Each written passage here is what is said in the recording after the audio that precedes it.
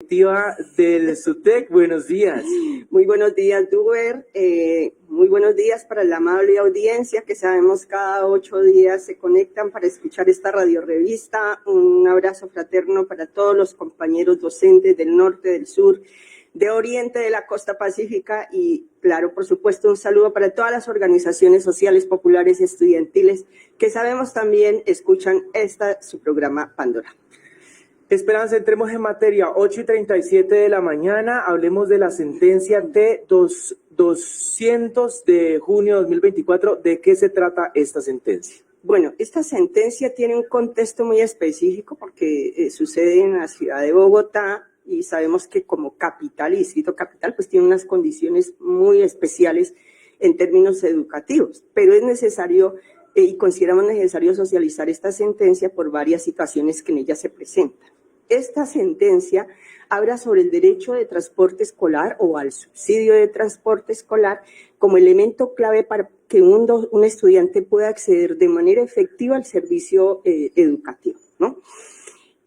Con el contexto vamos a contextualizar un poco la sentencia. Se trata de una madre cabeza de familia que tiene 3 hijos menores y esos hijos, pues por supuesto que están en la institución educativa, son estudiantes en edad escolar, cuya institución educativa queda alejada del domicilio de donde ellos residen. Ellos viven en Ciudad Bolívar, en Bogotá, y para poder llegar a la institución educativa deben caminar más o menos, según la señora, 1 hora a pie, por vía peatonal, pero finalmente a pie, pero recorriendo, posiblemente pueden resultar con muchas tensiones, porque usted sabe que Bogotá y sobre todo hay algunos sitios donde se pueden presentar algunas situaciones de que pueden llegar a intimidar a quien recorre las calles. Entonces ellos para llegar a la institución educativa deberían de recorrer más o menos 1 hora a pie. Bogotá, por ser distrito especial, pues tiene un plan de movilidad escolar, pero tiene unos criterios establecidos para que ellos y las personas que puedan acceder a ese plan de movilidad escolar puedan acceder a él. Entonces, esos criterios están definidos en una resolución.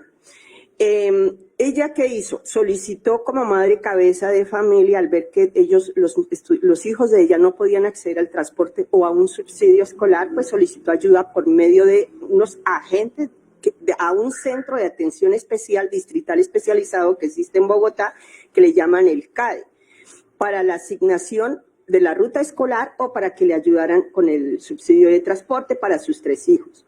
Igualmente, pero en esta solicitud ella no tuvo ninguna respuesta de carácter positivo. Igualmente solicitó ayuda a la Secretaría de Educación del distrito, pero pasaron 56 días después de que ella radicó su solicitud y no pasó absolutamente nada, no recibió ninguna respuesta. ¿Qué hizo ella ante esta situación? Pues tuteló a la Secretaría de Educación. Y en esta tutela se vincula al Ministerio de Educación Nacional y al Instituto Educativo Distrital. Bueno, vamos entonces a pasar un poco más a las situaciones, ya habiendo comentado un poco las situaciones fácticas, hablemos un poco qué fue lo que se encontró en esta tutela. En ese escrito de la tutela señaló ella que por sus condiciones socioeconómicas, pues ella como madre cabeza de familia le quedaba casi que imposible poder ayudar con el transporte, subsidiar el transporte de sus 3 hijos porque implica 2 de ellos estudiaban en la jornada de la tarde y otro en la jornada de la mañana. Pero usted sabe, uno como madre siempre acude al acompañamiento de los niños al transporte. Entonces, no solamente era el transporte de sus pequeños, sino el transporte de ella. Eran casi que 9 rutas diarias.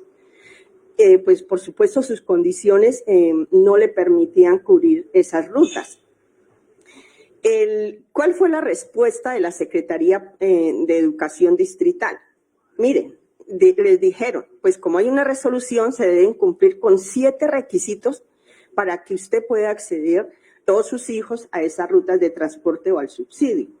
Los estudiantes, según la Secretaría de Educación Distrital, no cumplían con uno de los requisitos, sobre todo de las distancias. ¿no? Decía que tenían que ser más de 2 kilómetros para que ellos pudieran acceder a esa ruta escolar o al subsidio. Pero de acuerdo a esas distancias, de acuerdo a la información que reposaba en la matrícula de la institución educativa, pues no eran esas. El Ministerio de Educación, que respondió, manifestó que la entidad territorial, o que son las entidades territoriales las encargadas de administrar esa prestación del servicio educativo, tanto en preescolar como en básica como en medio. ¿A través de quién? De las secretarías de educación. Entonces, ese no es un problema mío, las secretarías de educación deben resolver y ellas serán las encargadas de generar la inspección y la vigilancia de esas instituciones educativas, tanto públicas como privadas. Esa fue la respuesta que le dio la Secretaría de Educación Distrital. El otro instituto guardó silencio absoluto frente a esa situación. ¿Qué se encontró a la hora de indagar por esas situaciones fácticas que pues las enunció la actora, es decir, quien puso la tutela? Es que aunque la Secretaría de Educación Distrital de Bogotá cuenta con un plan de movilidad escolar y con un proceso de asignación para que se beneficien algunos estudiantes de ellos, esta entidad territorial tenía malos datos del domicilio y de la ubicación de la familia. Porque, cosa absurda, esos datos se basaban no en hechos reales, concretos, sino en una aplicación de Maps, de Google Maps, que muchas veces esas aplicaciones no son tan fidedignas. Son precisas. No son precisas.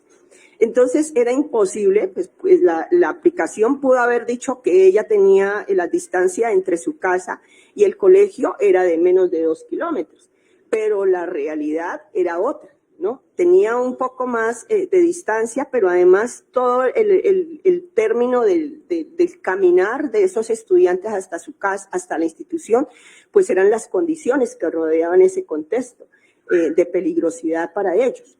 Entonces, es absurdo pues pensar que se responda de esa manera. ¿Cuáles fueron las actuaciones que se surtieron ahí?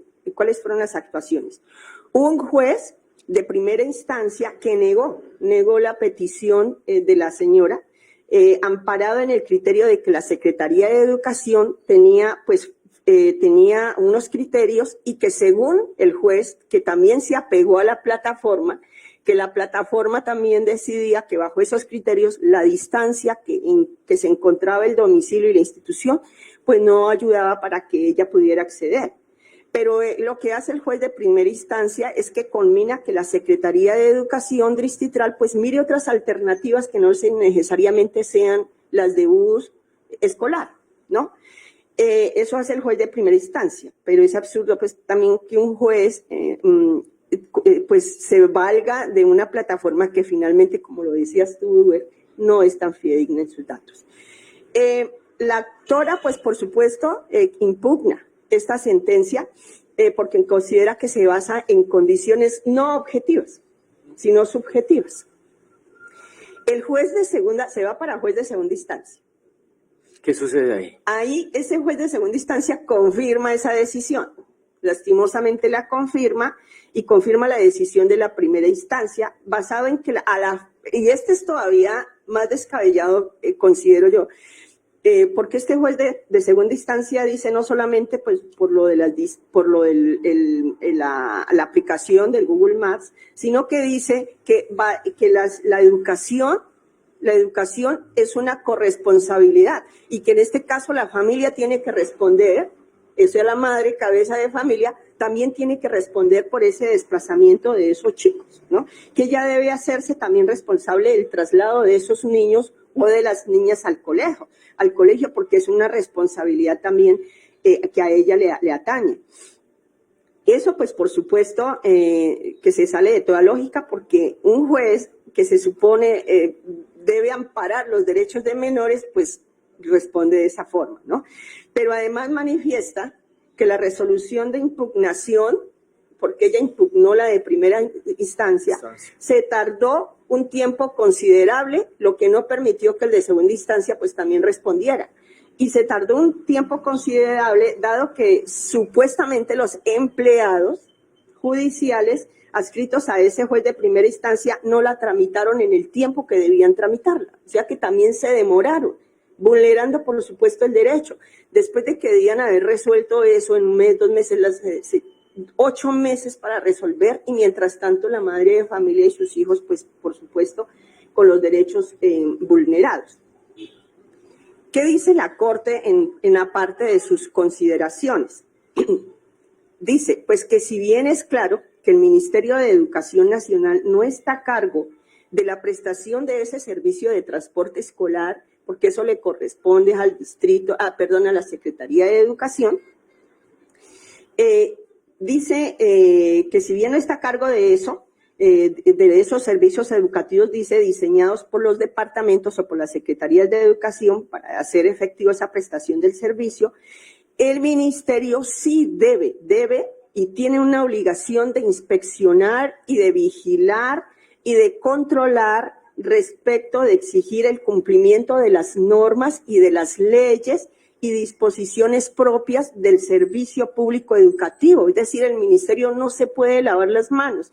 No es que el ministerio diga, no, listo, nuestra responsabilidad es asignarle unos recursos a las secretarías de educación para que, o al distrito, para que ellos resuelvan ese tema del transporte. Pero no. Ellos también, no es solamente invertirle los recursos en el SGP, sino que ellos deben de también vigilar e inspeccionar y controlar que efectivamente esos recursos se utilicen para lo que se necesite. Porque si no, no hacemos nada y el ministerio también lavándose las manos. No, nosotros le pasamos la plata y ellos verán ya qué hacen. No, ustedes tienen la obligación de vigilar, controlar, ¿no? ¿Por qué? Porque dice la Corte, como no hay una superintendencia nacional de educación, en la cual usted pueda poner una queja, pues entonces ustedes como ministerio sí deben vigilar y controlar, no es solamente pasar los recursos, ¿no? Entonces, dice, si no hay una superintendencia que ejerza de forma autónoma esto, lo deben hacer ustedes. También dice la Corte que al tratarse de niños quienes son sujetos de especial protección del Estado y de protección constitucional, es razonable exigir a las autoridades distritales, departamentales y nacionales una mayor rigurosidad en el estudio de cada caso. O sea, no es solamente decir, no, es que las distancias, es que los criterios, no. Hay que mirar las particularidades. Es que esta era una mujer con 3 hijos en edad escolar y con distancias bastante grandes, pues. También recordó la Corte que en materia de accesibilidad al servicio educativo, este consiste en eliminar cualquier barrera. ¿Sí? Y en este caso el transporte no se puede constituir una barrera para que los niños no puedan acceder al servicio de prestación de la educación, porque con esto pues se les está vulnerando el derecho fundamental a la educación. Entonces, no puede haber ninguna forma, dice la Corte, de discriminación ni ninguna barrera para que estos niños puedan acceder al servicio educativo.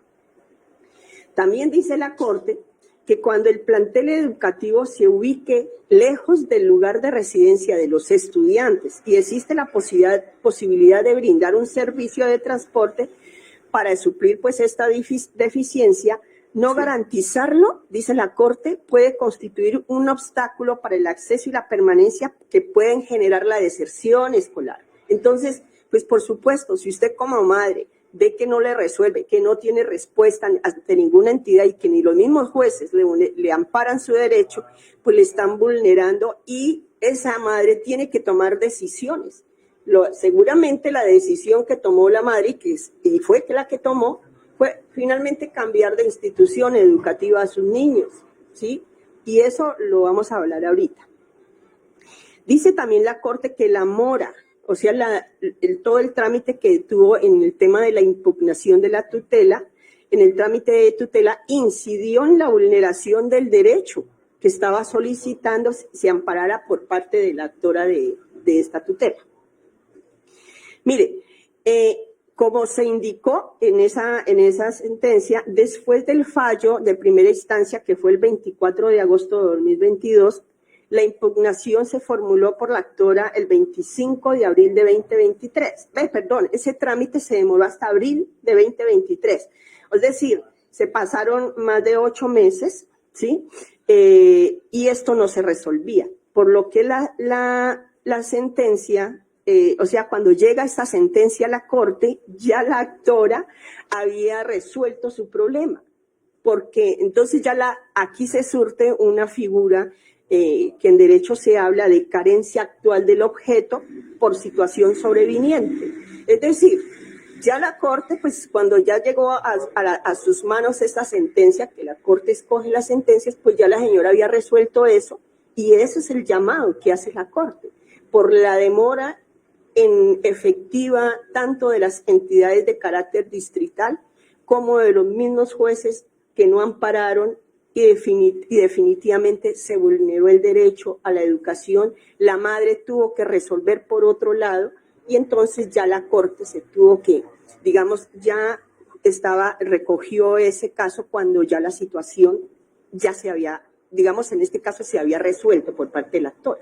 Sí, porque son varios los casos o la carencia actual del objeto por situación sobreviniente que pueden venir por varios casos, se puede dar por varias situaciones. En este caso fue porque la actora de la tutela pues ya resolvió la situación porque debió de cambiar a sus hijos de institución educativa porque nadie resolvió, ni siquiera las instancias judiciales resolvieron con el debido tiempo y se vulneró el derecho a la educación de los menores.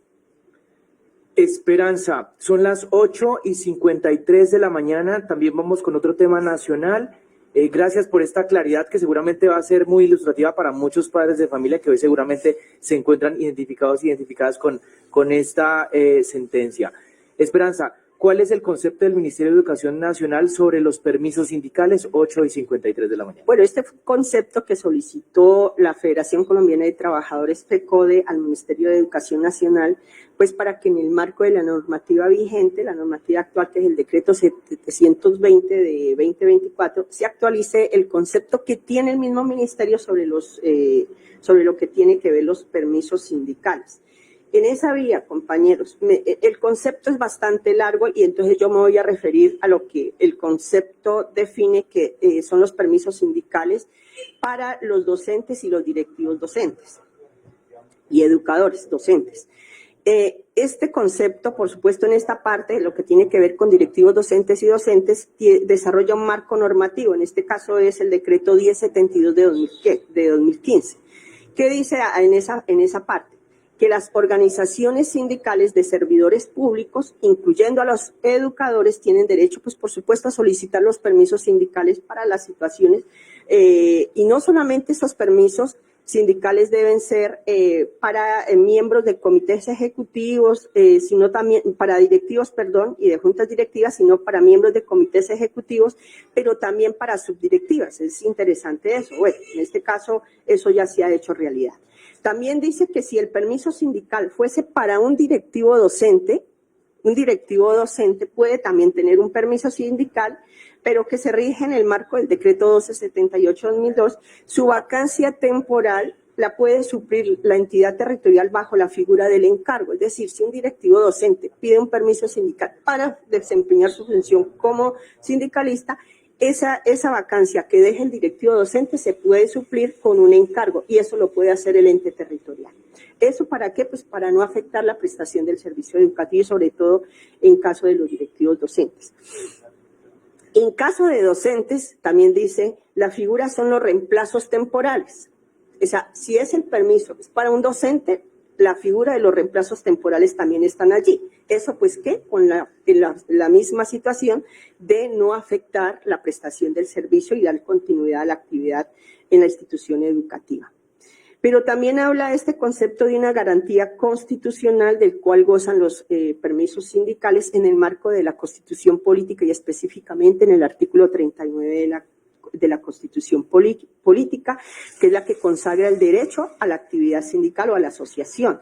Entonces dice que los representantes sindicales deben gozar, por supuesto, no solamente del permiso, sino que ese permiso sea remunerado.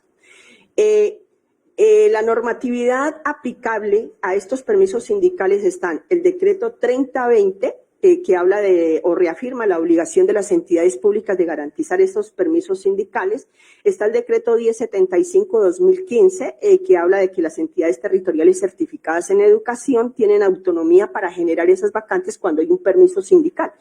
Y también está la circular conjunta que fue emitida por el Ministerio del Trabajo, el Departamento Administrativo de la Función Pública, y que establece las directrices claras para manejar esos permisos sindicales. Pero también aunado a eso está el Decreto Único Reglamentario del Sector del Trabajo, el Decreto 1072 de 2015, que refuerza la necesidad de aplicar esos principios de necesidad, de proporcionalidad y razonabilidad para generar esos permisos sindicales. Esperanza, rápidamente hablemos de temas departamentales sobre los impedimentos y recusaciones. ¿De qué se trata este tema?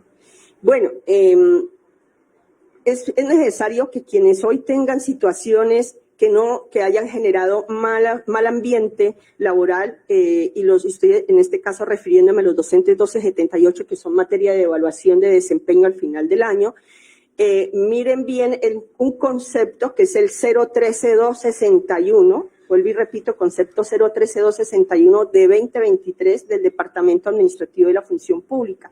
En ese concepto habla de las causales y trámites que se deben hacer cuando usted tiene ese tipo de situaciones. Entonces, ahí hay que precisar algo. O sea, si yo he notado, hay unas causales estrictamente ahí definidas y decir cómo se debe hacer eso. Entonces, si yo he notado que durante el año, yo como docente 1278 he tenido muchas situaciones y muchos conflictos como directivo docente y yo debo ser sujeto de evaluación al final del año, pues debo solicitarle al rector, dentro de los términos que establecen las resoluciones para esta evaluación, que el rector se declare impedido. Si él se declara impedido, pues no hay ningún lío, pero si él no lo hace, entonces yo debo recusarlo para que él pues no me evalúe, no sea el que me evalúe, porque vamos a tener seguramente algunas situaciones ahí muy difíciles. Hay un debido proceso, ese es el debido proceso, entonces no es recusarlo, pero sí solicitarle, se declara impedido, y si este no lo hace, ya recusar. Si lo hace, pues no hay problema, porque entonces será otra persona, un segundo evaluador, que califique mi evaluación de desempeño. Los tiempos para actuar, compañeros, son importantes, porque para el caso de la Secretaría de Educación Departamental está la resolución 1034 de febrero de 2024, y los tiempos ahí están establecidos. Desde el 11 de septiembre hasta el 29 de septiembre serán los tiempos para impedimentos y recusaciones. Pero mire, para el caso del municipio de Popayán, la Secretaría de Educación Municipal de Popayán fuimos a indagar, no conocía muy bien de la situación, no tiene resolución expedida, o al menos no le la presentaron, están indagando qué ha pasado. Entonces, ¿qué va a pasar? ¿Bajo qué criterios, parámetros y fechas se van a poder ubicar los docentes que quieran hacer este tipo de procesos y trámites? Esperanza, muchísimas gracias por toda la información sindical.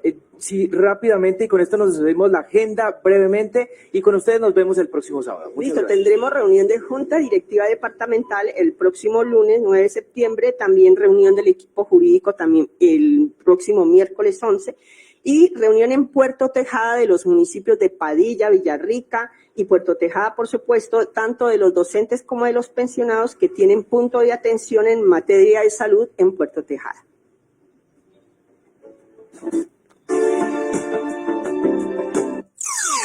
Puedes ampliar nuestra información escribiéndonos a nuestro email correosutec@gmail.com o llamando al teléfono 602-834-6989, WhatsApp 350-288-6419 o a las redes sociales Sutec Cauca en Facebook, YouTube y Twitter.